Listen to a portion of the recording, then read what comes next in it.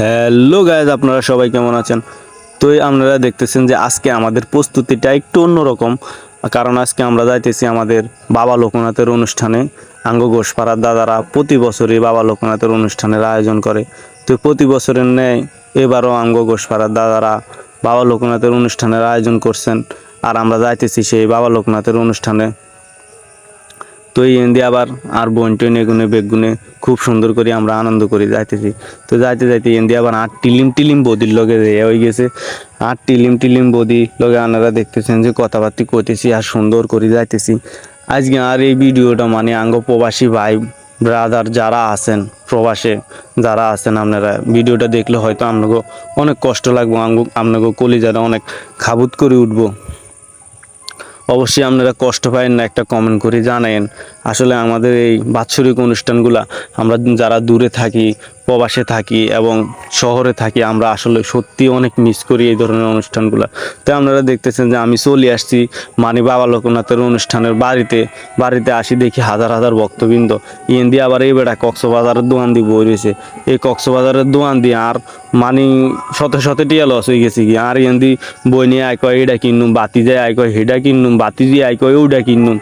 মানে হেগুনের হিসে খরচ করতে করতে অবস্থা খারাপ হয়ে গেছে কি। হরে দিয়ে আপনারা দেখতেছেন যে আমরা একদম মানে যাইতে যাইতে একদম বাবা লোকনাথের অনুষ্ঠানের ভিতরে একদম মানে মন্দির প্রাঙ্গনে আমরা চলে গেছি। মন্দির প্রাঙ্গনে যাই আমরা বাবা লোকনাথের এখানে প্রণাম করলাম, বাবা লোকনাথের আগরবাতি মোমবাতি দিলাম, আর হৃদয়টা একের শীতল হয়ে গেছে, একের শান্তি হয়ে গেছে হৃদয়টা। বিশ্বাস করতেন না, এত শান্তি লাগে, এত প্রশান্তি লাগে।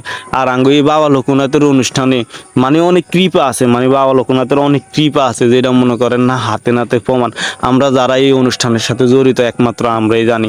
আর আপনারা দেখতেছেন যে ভক্তবিন্দু সবাই বসে বসে হরিনাম শ্রবণ করতেছে আর খুবই শান্তি লাগতেছে। তো ইয়েন্দি মনে করেন না আর আবার হেডও ক্ষুদা লাগি গেছে, বাজি গেছে 60টা। গেছি প্রসাদ খাইতাম, যাই আবার আলাপ শুরু করে দিছে বাতিজা দুধ জিক্কাটা হেড আর বদির লগে।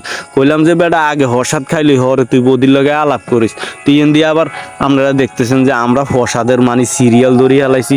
হরে যাই ফ্যান্ডেলও বইম যাই দিয়ে অনেক মানুষের প্রসাদ গ্রহণ করতেছে।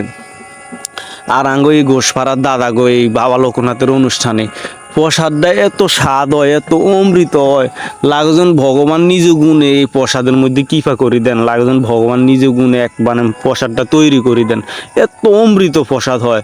তো এদিকে গেলাম গিয়ে আবার আপনার মনে করেন আঙ্গো ইয়ার কাছে, এটার নাম কি জানি, এটার নামটাও ভুলি যাই।